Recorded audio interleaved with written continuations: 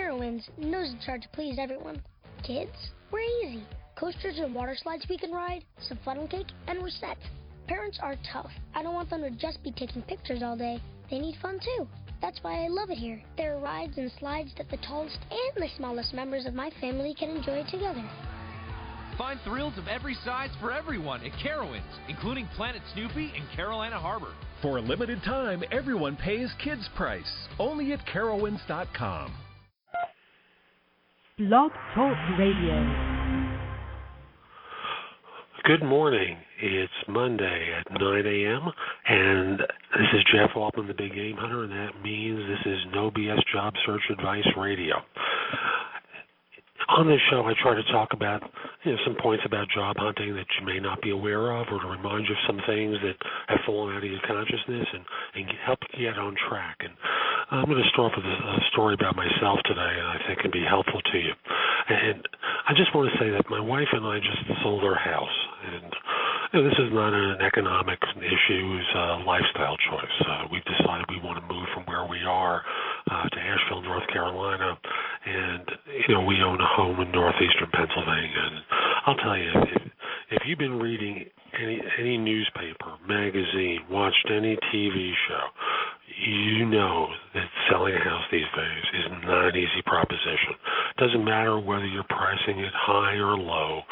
It's a tough time to sell a house. And let me just tell you how long it took us to sell our house. We started to have our first discussion about doing this in the middle of January. It was Martin Luther King's birthday weekend, and we were on our way to a weekend away where my family would go skiing with my wife's family. And we were driving to Camelback in Pennsylvania, where I broached the subject of moving.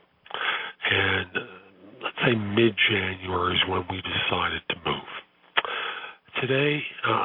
This past Friday, April 15th, we closed on the sale of our house. And I'll tell you, we did not price it at bargain basement prices, although we're taking a loss on the sale of the house. We priced it for what the market is for our house in our area. So from beginning to end, it's sold in 3 months. Why do I tell you this story? Well, there's a lot of information out there that's telling you, or a lot of opinions, I should say. It's not really information that's telling you it's impossible to do certain things, that certain techniques don't work, that job hunting is impossible, that you can't find a job, that there's so many people who are underemployed and unemployed and have been out for 99 weeks. And if you listen to everyone, why get out of bed in the morning? There's no purpose in doing it. You're never going to find a job. And the fact is, you can't. If you do a lot of the things that you read work, you will find work. It's as simple as that. And you're going to have to do your homework, and you have to practice, and you're going to have to do different things that will stretch you a little bit. But when all is said and done, there are people out there finding work. There are people like me who've sold their homes in a ridiculously short period of time. And the good news can happen to you. So that's where I want to start today. And then, share with you a story from some years ago about pacing in your job search. And, for a lot of people, when they go out job hunting, they're out there thrashing about. And with this, it reminded me, as I was coming in this morning, about when I ran the New York Marathon some 20 years ago.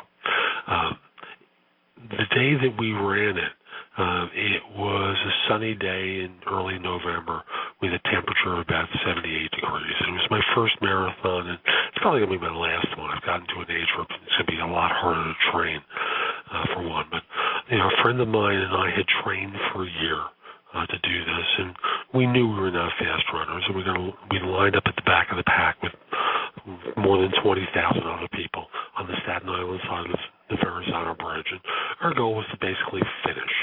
And on a day as warm as that, we were confident we could finish, but we still weren't sure if we could make our goal of doing under 6 hours. So the cannon of the race went off, to start the race went off, and if you've never run the New York Marathon, you line up on one side of the Verrazano Bridge in Staten Island, and it's absolutely silent. There's no traffic there. The bridge is blocked off. you're going to run through all 5 boroughs of New York. And when they start the race, they fire off a cannon in a fort on the Staten Island side. It's an amazing sound. And then you're in absolute silence as you start running. We couldn't really move at the beginning because there were so many people ahead of us.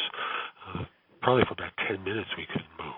But eventually we started to jog and set a pace for ourselves that allowed us both to finish. And when I finished, I had heat exhaustion and wound up missing a wedding that I was supposed to attend that night. But